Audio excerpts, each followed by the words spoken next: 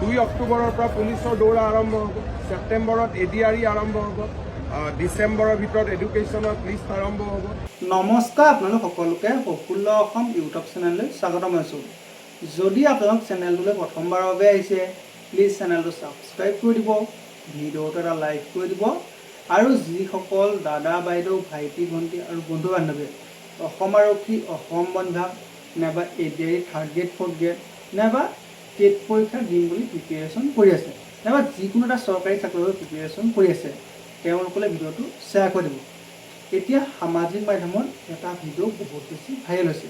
এতিয়া বহুজনে মোক পাৰ্চনেলি মেছেজ কৰি আৰু ভিডিঅ'সমূহ কমেণ্ট কৰি সুধি আছে যে অসম আৰক্ষীৰ যিটো ইণ্টাৰভিউ, সেই ইণ্টাৰভিউ 2 অক্টোবৰত হ'ব নেকি বা 2 অক্টোবৰৰ পৰা ষ্টাৰ্ট হ'ব নেকি।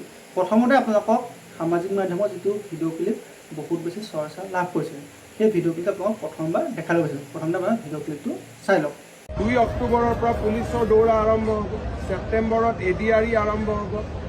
ডিচেম্বৰৰ ভিতৰত এডুকেশ্যনত লিষ্ট আৰম্ভ হ'ব। নৱেম্বৰত মেডিকেলৰ নিযুক্তিৰ কাম আৰম্ভ হ'ব। গতিকে 50,000 নিযুক্তি আমি লাইনত দি দিম। এতিয়া আপোনালোকে ভিডিঅ' ক্লিপটো চাই নিশ্চয় ভালদৰে গম পালে যে অসম আৰক্ষীৰ যিটো ইণ্টাৰভিউ, সেই ইণ্টাৰভিউটো অসমৰ মাননীয় মুখ্যমন্ত্ৰী ডক্টৰ হিমন্ত বিশ্ব শৰ্মাই 2 অক্টোবৰৰ পৰা ষ্টাৰ্ট হ'ব বুলি কৈছে। তাৰপিছত এডিআৰই ছেপ্টেম্বৰ মাহত, আপোনালোকৰ শিক্ষকৰ যিটো নিযুক্তি, সেইটো ডিচেম্বৰ মাহত হ'ব গৈছে। এতিয়া আপোনালোকৰ আটাইতকৈ যিটো ডাঙৰ কথা, সেই ডাঙৰ কথাটো হৈছে যে এই ভিডিঅ'টো 2026 বৰ্ষৰ ভিডিঅ' নহয়।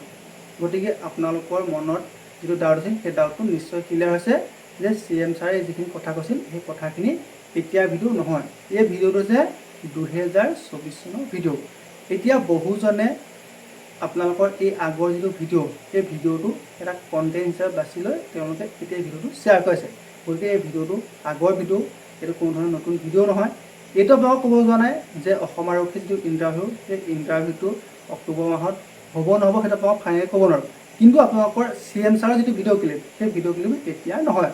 গতিকে আপোনালোকক এইটো কোৱা নাই যে অসম আৰক্ষীৰ ইণ্টাৰভিউ বহুত বেছি দেৰি হ'ব, আপোনালোকে প্ৰিপেৰেশ্যন নকৰিব, আপোনালোকক সেইটো ক'ব যোৱা নাই। কিন্তু অসম আৰক্ষীৰ যিটো ইণ্টাৰভিউ, সেই ইণ্টাৰভিউটো আপোনালোকক ইয়াত যি কৈছে 2 অক্টোবৰৰ পৰা ইণ্টাৰভিউ হ'ব, সেই কোনো ধৰণৰ 2 অক্টোবৰ পৰা অসম আৰক্ষীৰ ইণ্টাৰভিউৰ আপডেট নাই। এইটো CM ছাৰে এতিয়াও কোৱা নাই। গতিকে আপোনালোকৰ যিটো ডাউট আছে, সেই ডাউটটো নিশ্চয় ক্লিয়াৰ হৈছে। আপোনালোকে ইমান ভয় নাখাব। আৰু আপোনালোকক এইখিনিতে এটা কথা কৈ যাওঁ, 2 অক্টোবৰত ইণ্টাৰভিউ নহ'লেও আপোনালোকৰ 2 ডিচেম্বৰত হ'ব, নাইবা 2 জানুৱাৰীত হ'ব, নাইবা ফেব্ৰুৱাৰীত হ'ব। আপোনালোকৰ এদিন নহয় এদিন অসম আৰক্ষীৰ যিটো ইণ্টাৰভিউ, সেই ইণ্টাৰভিউ হ'বই। আপোনালোকৰ মানে মিনিমাম আপোনালোকৰ খুব কম দিনতে ইণ্টাৰভিউ হ'বই। গতিকে আপোনালোকৰ ইণ্টাৰভিউ দেৰি হ'ব বুলি ভাবি বা ইণ্টাৰভিউ সোনকালে হ'ব বুলি ভাবি আপোনালোকে বেছি মানে স্পীডো প্ৰেক্টিছ নকৰিব আৰু আপোনালোকে বেছি বহিও নাথাকিব। আপোনালোকৰ যিখিনি কৰিব লাগে সেইখিনি ভালদৰে কৰি যাওক, নিজক 100% সাজু কৰক, যাতে আপোনালোকক এনেকুৱাকৈ নিজক সাজু কৰক যে 2 ডিচেম্বৰৰ পৰা যদি অসম আৰক্ষীৰ ইণ্টাৰভিউ ষ্টাৰ্ট হয়, আপুনি যাতে তাত এটা ভাল পাৰফৰ্মেঞ্চ দিব পাৰে, বা ৰিটেন টেষ্টটো যদি হৈ যায় আপুনি তাত এটা ভাল মাৰ্ক স্ক'ৰ কৰিব পাৰে। ঠিক সেই একেদৰে এডিআৰই পৰীক্ষা হ'লেও আপোনালোকে তাতে এটা ভাল মাৰ্ক স্ক'ৰ কৰিব পাৰে বা এডিআৰই পৰীক্ষাটো ক্ৰেক কৰিব পাৰে। তেনেকুৱাকৈ নিজকে ভালদৰে সাজু কৰক। আকৌ কৈছোঁ, এই যিটো ভিডিঅ' ক্লিপ, সেই ভিডিঅ' ক্লিপ এতিয়া ভিডিঅ' ক্লিপ নহয়, এইটো আগৰ ভিডিঅ' ক্লিপ হয়। আপোনালোকে এই ভিডিঅ' ক্লিপটোলৈ কোনো ধৰণৰ চিন্তা কৰাৰ প্ৰয়োজন নাই। অসম আৰক্ষীৰ ইণ্টাৰভিউ 2 অক্টোবৰৰ পৰা নহয়। ধন্যবাদ।